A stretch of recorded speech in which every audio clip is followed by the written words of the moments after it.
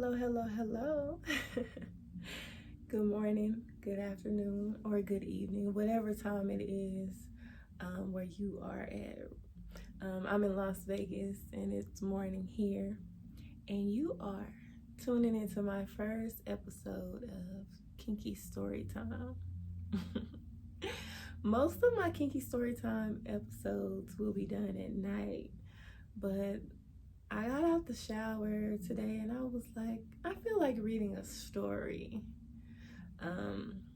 Today I'm going to be reading from Zane's The Sex Chronicles. And I picked Zane's Sex Chronicles to read because I've never read the whole book. I filmed a storytime episode last year and I read a chapter, and I want to read the whole book, but I'm in the process of writing and I don't want to take any of her ideas and include them in my story, if that makes sense, like accidentally, because you absorb information. I don't want to accidentally plagiarize somebody else's work, but I do want to read a chapter today.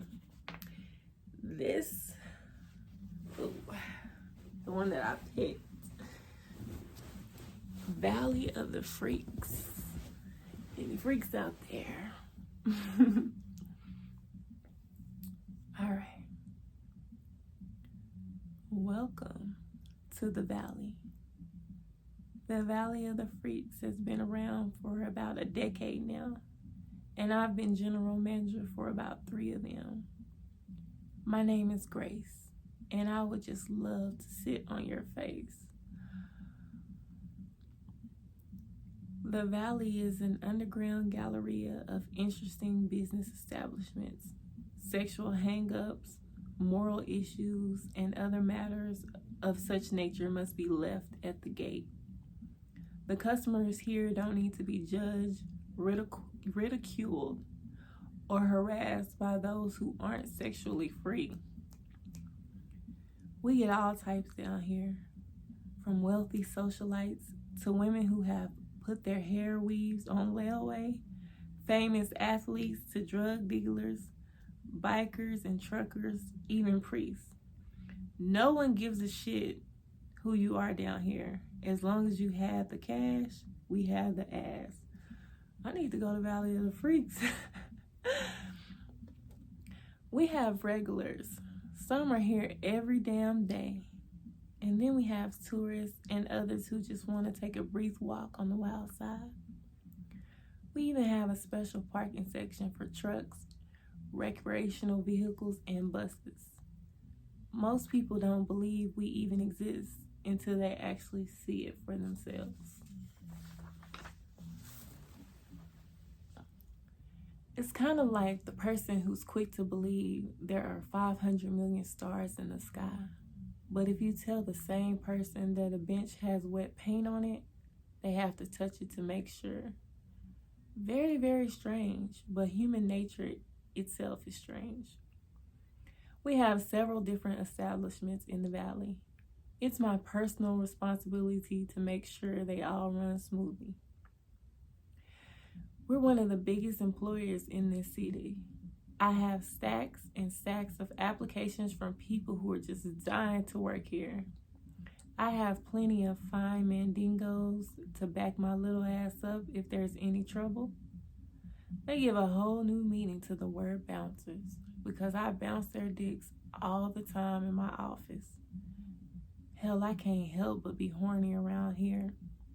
Once I explain what goes on down here, you'll most surely see my point. There's a huge metal gate at the entrance, manned by employees who check your ID to make sure you're legal. If you are, they'll let you in so you can walk down the ramp to the underground area. There's a huge neon sign stretching across the ceiling of the walkway. Welcome to the Valley of the Freaks. There's also a list of rules posted on the wall informing you what type of behavior will and will not be tolerated as well as warning that no flash photography is allowed. This is very important. Since we have to protect our clients, many are famous entertainers and politicians. Of course, we have some things you might expect like bars and strip joints, but ours are a bit different. Off the hook, you might say. We have one club called Fetishes. Oh, wait. Oh, let me let me calm down. I got excited. Where we cater to every fetish, from a love of sucking toes to a love of eating ass, from a love of drinking breast milk to a love of swallowing sperm. I'm going to pause on reading real quick. So, I'm working on a Kinky Chronicles, right? And one of my stories is going to be about drinking breast milk. And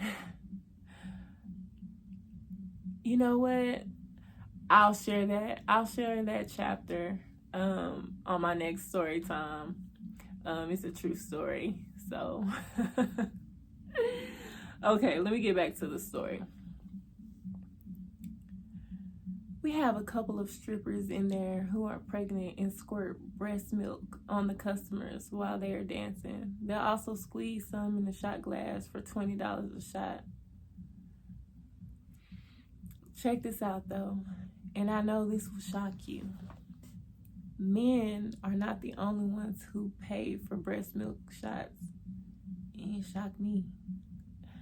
On the other hand, women are not the only ones with sperm fetishes, since plenty of men pay to drink sperm. You follow? Whatever the customers want, they get. We have a little cart that looks sort of like a snow cone cart with bottles of different flavors on it, and the customer can choose whichever one they fancy.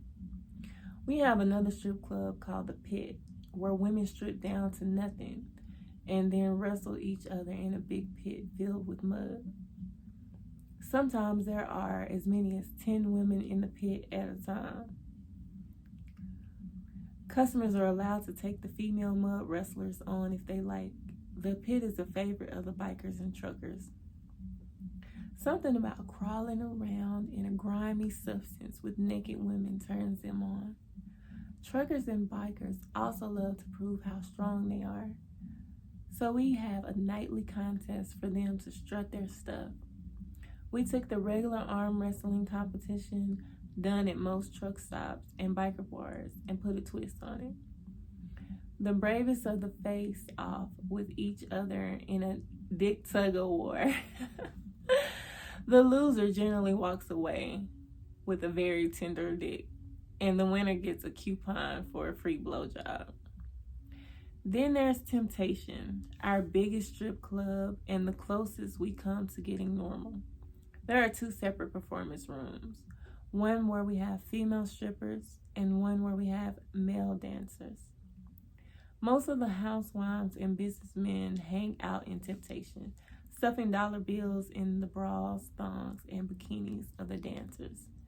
They pay extra to get lap dances. If they really want to come out of pocket, they can get sexed up for real in the back room. What should I tell you about next? Let's move on to our next shop, the Diamond in the Rough, where you can find any kind of sex toy, lotion, lingerie, or S&M gadget made in the hemisphere today. We pride ourselves on having the largest collection available, and we clock a lot of dollars up in there. People get so horny in the valley, they often stop by the sex shop on their way to the exit to purchase something freaky to use when they get home. Next, we have our massage parlor and bathhouse, Different Strokes, where people can get regular massages, hand jobs, clit massages, enemas, douches, whatever floats their boat. They also rent a room with a hot tub and get their freak on with their date or with one of the employees. We have a lot of police officers who love to get their groove on up in there. Don't think it's strange because the police department makes up at least 10% of our overall client base. We have a porn shop, Indecent Exposure, where we sell every porno movie, magazine, and book on the market today. The sign over the counter says, if you can't find it here, you can't find it anywhere. We mean that shit literally too.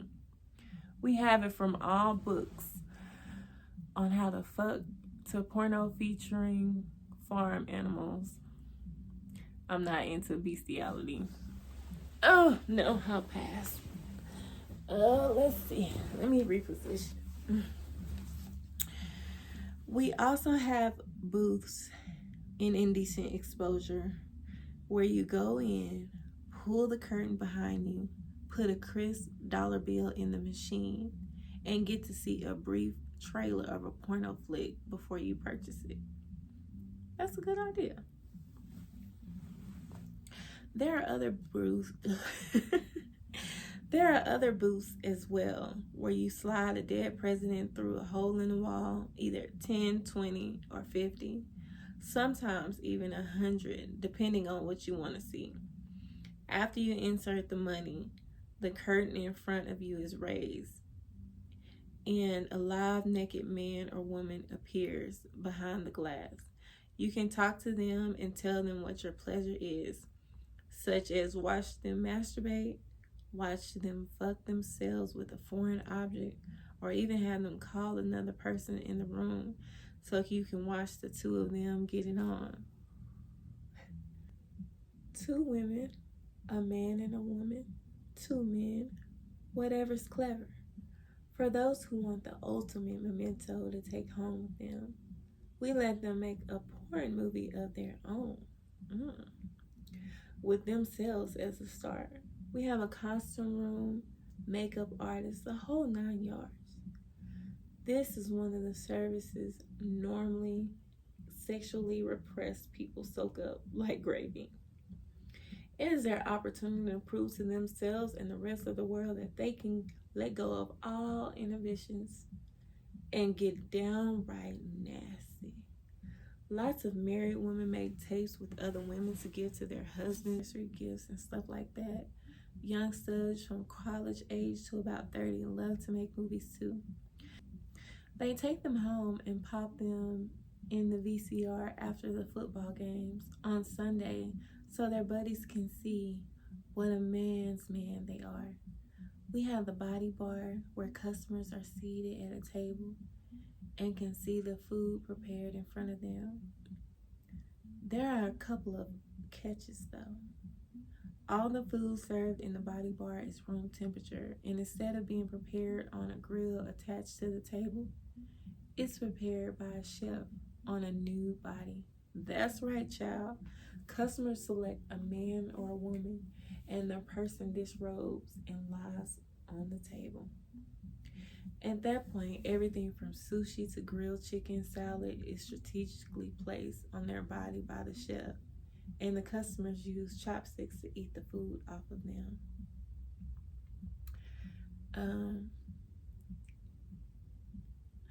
I would let someone eat fruit off of me.